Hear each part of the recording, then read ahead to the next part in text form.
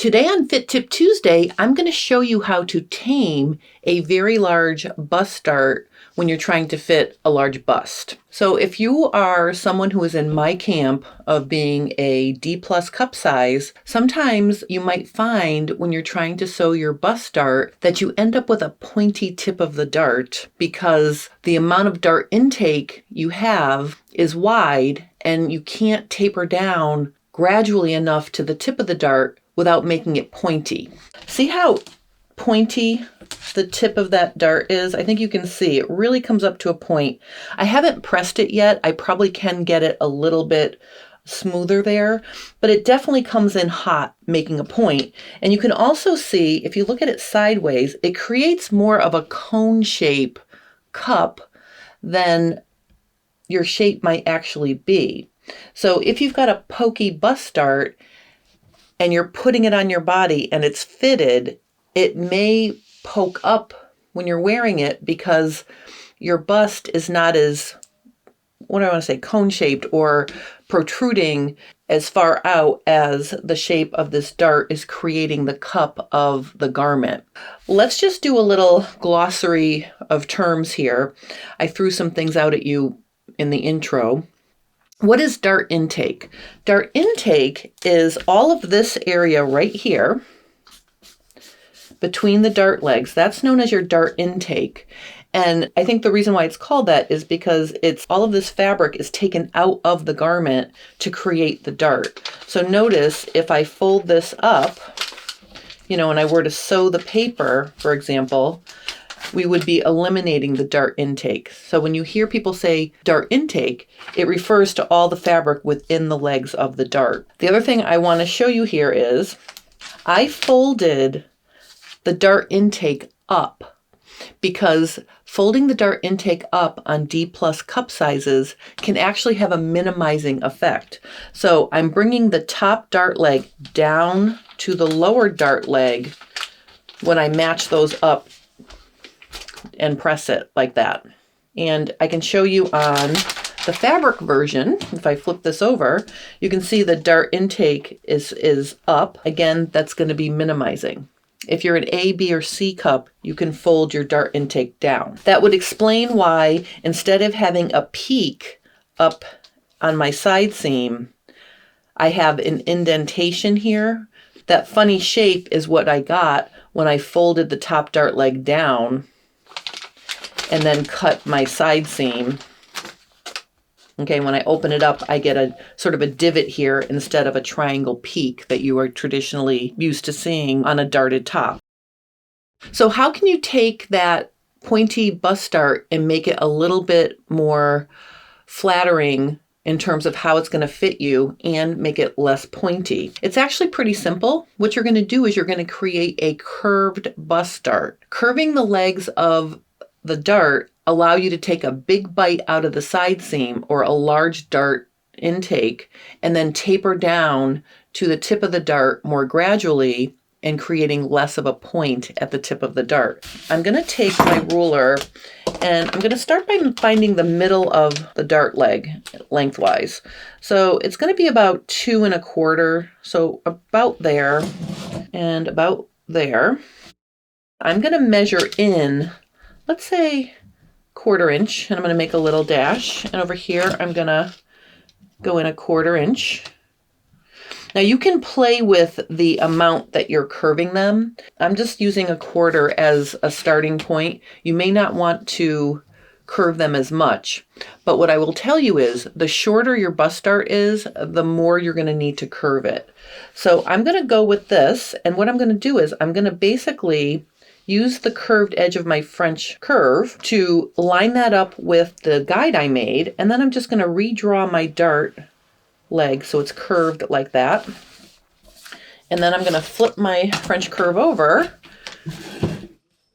and I'm going to create this curved dart leg as well.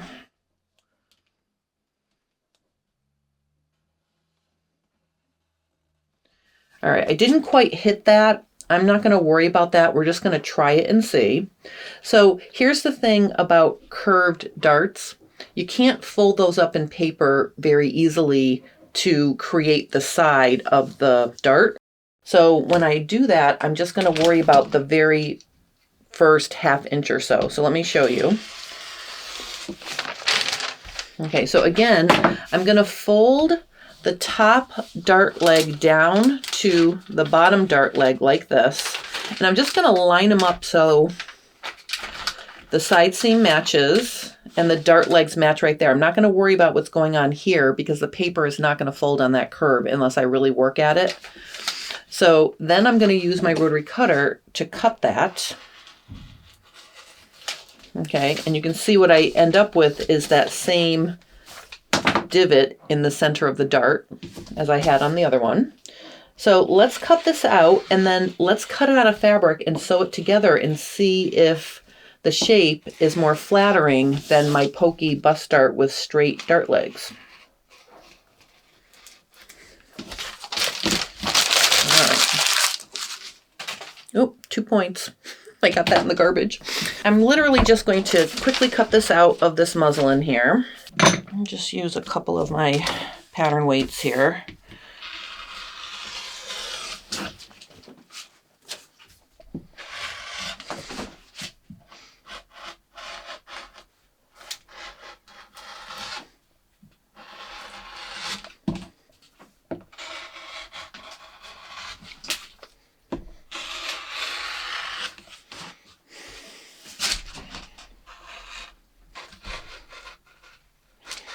All right. Now to transfer the dart to my fabric, because I'm working on a sample, I'm simply going to put my fabric on top of my pattern piece. And I'm going to use my Sharpie marker. And I'm basically just going to dot in the line like this.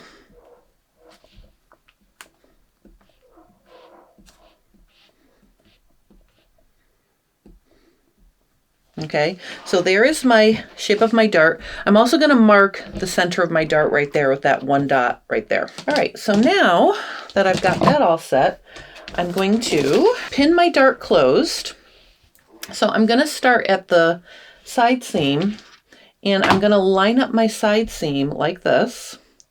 And I can see through this muslin, so I can see that my dots are matching up. So they're aligned with each other. So I'm just going to put in a few pins here. Not a ton of pins, but just a few. And again, I'm looking for the pins and the dots to match up on both sides. So see, if I've got it lined up with the dots there, if I turn it over and I've got it lined up with the dots in the other side, then I know I'm going to stitch it accurately. And that's kind of important when you're working on a curved dart. You want to make sure you're lining everything up. I'm going to put one more pin right here. All right, so let's sew this curved dart and then we can compare the shape. All right, so I'm going to take out my first pin and I'm going to just stitch my dart. I'm following the curved shape.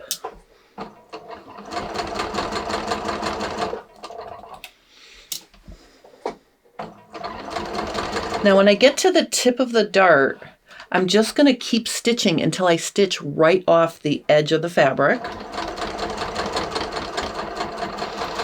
And then I'm going to keep going and I'm going to create a little chain tail in the air. Then I'm going to lift my presser foot. I'm going to lift my needle. I'm going to bring it back so I can tack the end of that tail into the dart intake to secure that dart. I never back tack at a tip of a dart because it can get bulky and it can create a little, pleat or a pucker there. All right, so here's what our curved dart looks like. All right, this is going to be fun to compare. So I'm going to open up this dart, and what I want you to notice, these darts are the same size. I didn't change the dart intake at the side seam, but I want you to notice this dart has a much less pokier tip. So see how it almost curves to a horizontal, creating a much nicer shape compared to this pokey dart that I have right here. You know, and if I were to iron these to get their final shape, I think you'd even see that the tip of this curved dart would disappear into the fabric, whereas this one would still be a little pokey. And maybe what we should do is try it. So I have my ham here. If you don't have one of these hams to press your curved darts and things that are on a curve, check the description below. I put a link to one for you because these are really nice to have for curved darts and things. So I'm going to put my dart, I'm going to do it inside out first. And the way I use, the way I use my ham is I find the curve on the ham that agrees with the curve of my dart. So you can see I'm kind of playing with positioning it so I can get it to lay flat. And then I'm just going to give that a little steam. And then at the tip of the dart, I'm going to basically iron in front of the tip and then sort of iron along the stitching. I don't want to smash this down because it can create shine or an indentation on the right side of your garment. So I never smash my dart intake down. And then I'm going to turn it around so we can see it from this side. And I'm going to just give that a nice little press like that. Let's press our straight leg dart the exact same way. So again, I'm just going to gently, not going to press down. I'm going to iron in front of the tip and then try to get that nudge down. All right, let's turn it.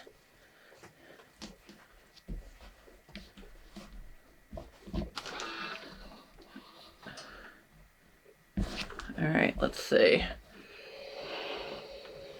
All right, let's see what we have.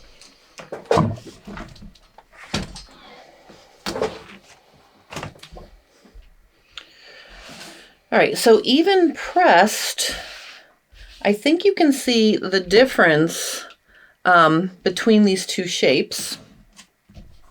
Okay, I've got almost a cone thing going on here. You can see the curved legged dart creates more of a curved cup shape, whereas the straight bust dart is still a little bit pointy and more cone shaped. So if you've got a bust that's D plus cup size, consider trying to curve your dart legs inward a little bit, like I showed, and then play with the amount of curve you might need. This example that I have here for you today is not really a gigantic dart. So even with a dart that's not exceptionally large, it really was a noticeable difference. I think you can see that the curved dart legs create a more natural bust cup shape versus the straight leg dart. So maybe give it a try if you've got a D plus cup size and your dart intake is 3 or 4 inches at the side seam and you're trying to taper down to the tip of your dart. I think a curved dart leg will really help you. I think this was a fun little experiment and I really hope you enjoyed this. If you have a large cup size, please give this a try. I think you'll be happy with the shape you get. If you have any questions or comments, please post those below and I will help you. On Friday, I just want to remind everybody, I'm having Sarami from SewSewLive on as a guest, and we have an East Coast, West Coast time zone thing going on. So Fab Fit Friday is going to be at 4 o'clock Eastern Standard Time this week. So it can work with her schedule and my schedule. I think it's going to be a super fun chat. We're going to be talking about her Fittopia fitting series. So join us for that. And I just want to take a minute and thank all of you for following along with me and hanging out. Tomorrow, I will be doing subscriber Q&A, so join me for that. And guess what? I will be here live, so it won't be pre-recorded like last week. So I'll see you on Friday, 1 o'clock Eastern Standard Time, and we'll be answering a subscriber's question. I haven't picked it out yet, so I can't tell you what it's going to be, but join me for that. That will be lots of fun. And thank you for watching, and have a wonderful rest of your day.